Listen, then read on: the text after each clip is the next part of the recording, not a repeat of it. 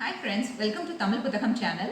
நம்ம வந்து எப்பவுமே புக்ஸை கையில் வச்சுட்டு வீடியோ போடுவோம். இந்த தடவை என்கிட்ட எந்த புக்குமே கையில் இல்லைங்க. பிகாஸ் நான் வந்து குக்கு எஃப்எம்ல சில கதைகள் கேட்டேன். எனக்கு ரொம்ப பிடிச்சிருந்துச்சு. அது உங்கள் கூட பகிர்ந்துக்கலான்னு சொல்லிட்டு தான் இந்த வீடியோ நான் அப்லோட் பண்ணுறேன். குக்கு எஃப்எம்மை பொறுத்தவரைக்கும் பார்த்தீங்கன்னா நிறைய ஜானரில் அவங்க புக்ஸ் கொடுக்குறாங்க. ஆனால் வந்து நான் சில ஜானரில் புத்தகங்கள் படித்தேன். அது வந்து எனக்கு ரொம்ப பிடிச்சிருந்துச்சு. அது வந்து நல்லா இருந்த புத்தகங்கள் என்னென்ன, அதே மாதிரி நம்ம இந்த புத்தகம் நல்ல வேலை வாங்கலப்பா அப்படின்னு தோணுன புத்தகங்களும் இருக்கு. அதையும் உங்க கூட நான் ஷேர் பண்ணிக்கிறேன்.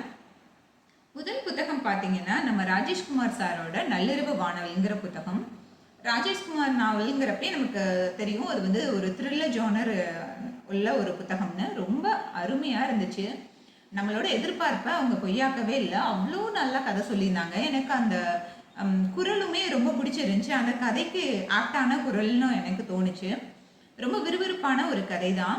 இந்த கதையில லாஸ்ட் வரைக்கும் தான், லாஸ்ட்ல தான் சொல்லுவாங்க அந்த நள்ளிரவு வானவல்னா என்னன்னு சொல்லிட்டு. அது வரைக்கும் நமக்கு ஒவ்வொரு எபிசோடுமே தோணிக்கிட்டே இருக்கும், என்னப்பா அது என்னப்பா அதுன்னா. அவ்வளோ ஒரு நம்ம ஆர்வத்தை தூண்டக்கூடிய ஒரு கதை அம்சம் உள்ள ஒரு கதை. நீங்க வந்து அவசியம் இந்த கதையை நீங்க வந்து குக் எஃப்எம்ல கேட்கலாம்.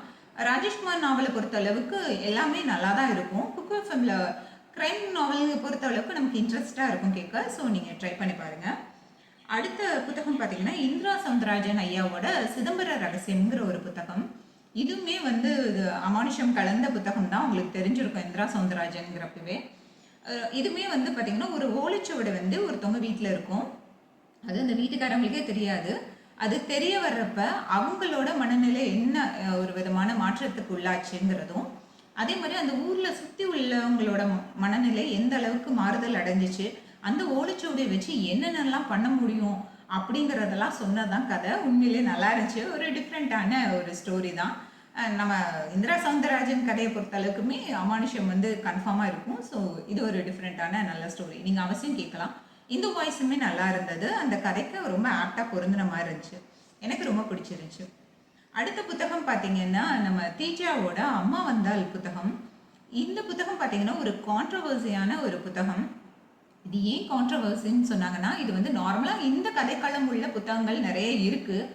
ஆனால் இவர் வந்து குறிப்பிட்ட ஒரு சமூகத்தை அந்த காலத்தில் இவ்வளோ போல்டாக இவங்க இந்த சமூகத்தை சேர்ந்தவங்க தான் அப்படின்னு அதை சொல்லி சொல்கிறப்ப தான் அது வந்து ரொம்பவே போல்டாக இதை வந்து இப்படி சொல்ல முடிஞ்சதே அவருக்கு வந்து ஒரு தனி தைரியம் இருக்கணும்.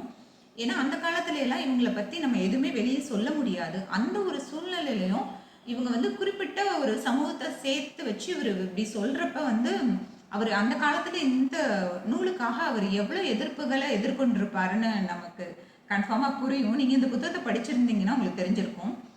இந்த புத்தகம் சரி தப்புன்னு நம்ம சொல்ல வரல. ஆனால் வந்து இந்த புத்தகத்தை பற்றி நான் சொல்லலை, அதை சொல்கிறேன். ஆக்சுவலாக வந்து இந்த புத்தகம் எப்படி இருக்கும்னா, ஒரு ஃபேமிலியை சுற்றி தான் இருக்கும். ஒரு பையன், அப்புன்னு ஒரு பையன் இருப்பான். அவங்க ஃபேமிலியை பற்றியும் அவன் வந்து வேதம் கற்றுக்கிறதுக்காக ஒரு இடத்துல போய் தங்கியிருப்பான்.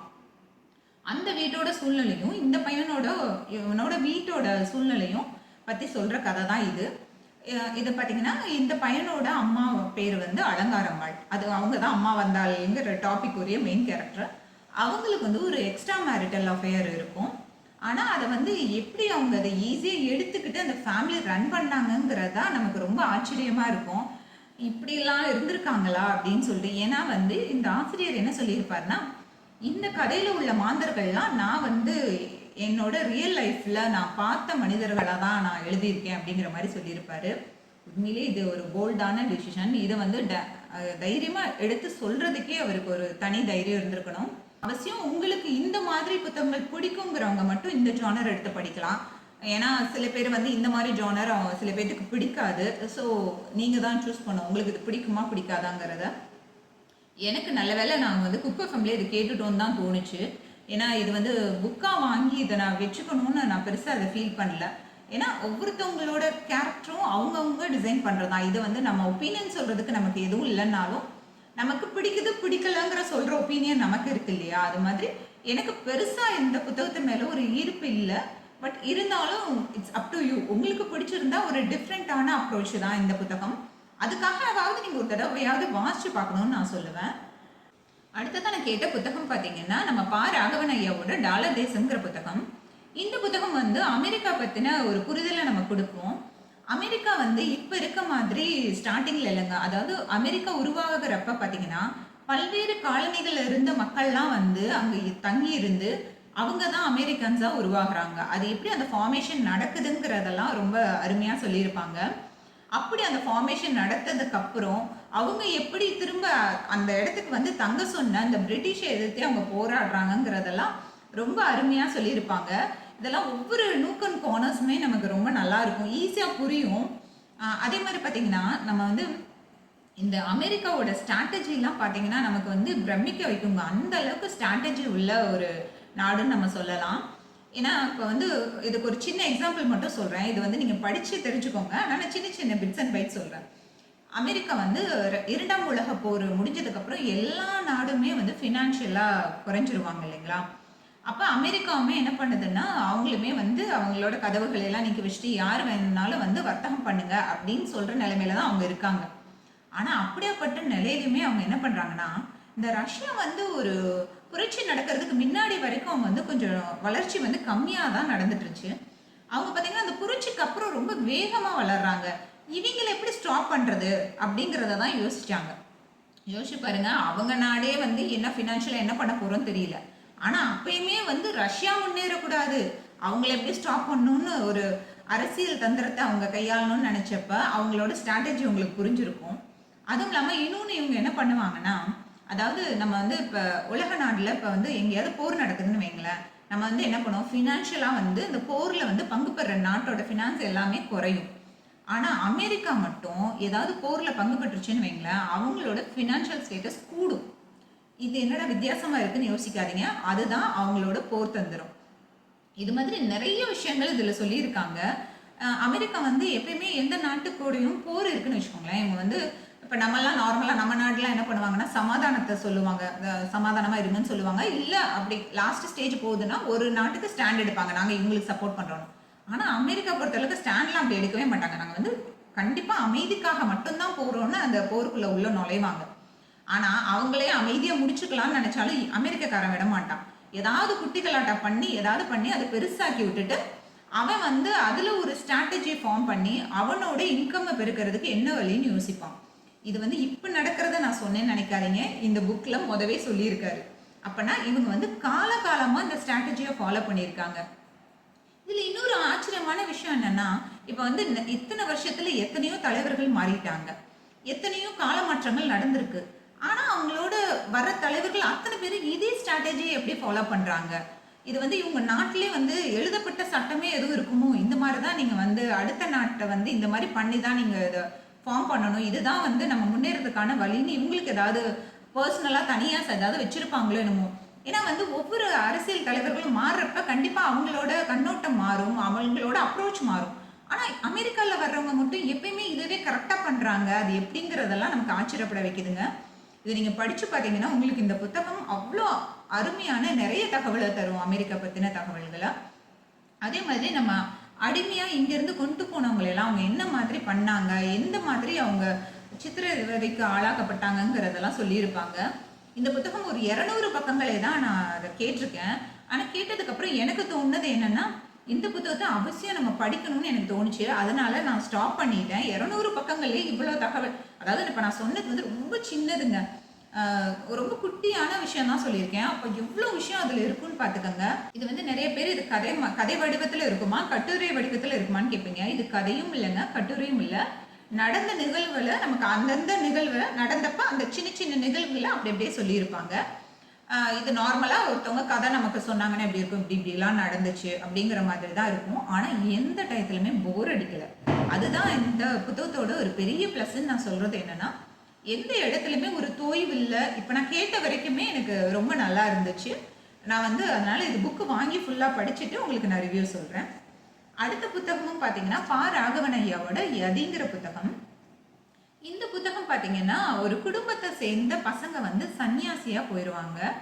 அவங்க வந்து அப்படி சன்னியாசியா போனதுக்கு அப்புறம் அவங்க வந்து அந்த சன்னியாசியா போறதுக்கு முன்னாடி நடந்த நிகழ்வுகளும் அதுக்கப்புறம் நடக்கிற நிகழ்வுகளையும் இது தொகுத்து கொடுத்துருப்பாங்க. நான் கேட்ட வரைக்குமே இந்த புத்தகமே ஒரு 200 பக்கத்தை ஒட்டி தான் கேட்டிருப்பேன். ஆனா வந்து ரொம்ப பரபரப்பாவே போலங்க. இந்த இந்த புத்தகம் வந்து ரொம்ப மெதுவா போச்சு. ஆனாலுமே நமக்கு போதும் இதை ஸ்டாப் பண்ணிடலாம் அப்படிங்கிற மாதிரியே தோணல. கேட்க கேட்க நார்மலாக ஒரு அமைதியாக போச்சு கதை. பட் ஆனால் நல்லா இருந்துச்சு, எனக்கு கேட்குற வரைக்கும் எனக்கு பிடிச்சிருந்தது. ஸோ இந்த புத்தகமும் முடிஞ்சால் வாங்கியே படிக்கலாம் அப்படிங்கிற ஒரு ஃபீல் வந்தனால நான் இந்த கதையுமே ஸ்டாப் பண்ணிட்டேன். ராகவன் ஐயாவுக்கு நான் இப்படி ஒரு ஃபேன் ஆவேன்னு எனக்கு தெரியல. எனக்கு இந்த 2 புத்தகங்களுமே எனக்கு ரொம்ப பிடிச்சிருந்துச்சு. ரொம்ப அருமையான புத்தகம். ராகவன் ஐயாவுக்கு நம்ம கண்டிப்பாக ஒரு தேங்க்ஸ் சொல்லணும், இவ்வளோ அருமையான புத்தகங்கள் கொடுத்ததுக்காக. அடுத்த புத்தகம் பார்த்தீங்கன்னா எம்பி வெங்கட்ராம் ஐயா எழுதின காதுகள் புத்தகம். இந்த புத்தகம் எனக்கு ஆடியோவாக கேட்குறப்ப எனக்கு அந்த அளவுக்கு கனெக்ட் ஆகவே இல்லைங்க. எனக்கு ஒரு 10-15 பக்கத்துலேயே என்னால் அது கேட்கவே முடியல. எனக்கு அது அந்த கதையோடு என்னால் கனெக்ட் பண்ணிக்கவே முடியல. நான் அதனால என்ன யோசிச்சேன்னா, ஏன்னா இந்த புத்தகம் நல்லா இருக்குன்னு நிறைய பேர் சொல்லியிருக்காங்க. ஸோ நான் யோசிச்சது என்னன்னா, நம்ம வந்து புக் ஃபேரில் போய் ஒரு 2-3 பக்கங்கள் வாசிச்சு பார்க்கலாம், நமக்கு அது கனெக்ட் ஆச்சுன்னா நம்ம அந்த புத்தகத்தை வாங்கலாம் அப்படின்னு சொல்லிட்டு நான் வச்சுருக்கேன். அடுத்த புத்தகம் பார்த்தீங்கன்னா 7.83 ஹெக்டர், சுதாகர் கஸ்தூரி எழுதுனது. இந்த புத்தகம் நல்லா இருந்துச்சுங்க. ஆனால் வந்து எனக்கு ஆடியோவாக பெருசாக கனெக்ட் ஆகலை. ஆனால் கதை வந்து நல்லா இருந்த மாதிரி தோணுச்சு, எனக்கு கொஞ்சம் விறுவிறுப்பாக போன மாதிரி தோணுச்சு. அதனால இந்த புத்தகமே வந்து நான் வந்து புக் ஃபேரில் போயிட்டு வாசித்து பார்த்துட்டு வாங்கலான்னு சொல்லி நினச்சிட்டு இருந்தேன்.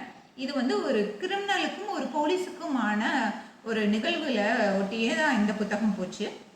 ஆனால் விறுவிறுப்பாக தாங்க இருந்துச்சு. அவசியம் நீங்கள் வந்து இந்த புத்தகத்தை கேட்கலாம், இல்லாட்டி நீங்கள் வாங்கி வாசிக்கலாம். இந்த புத்தகங்கள்லாம் தான் நான் இந்த தடவை குக்கு எஃப்எம்ல கேட்ட புத்தகங்கள்ங்க.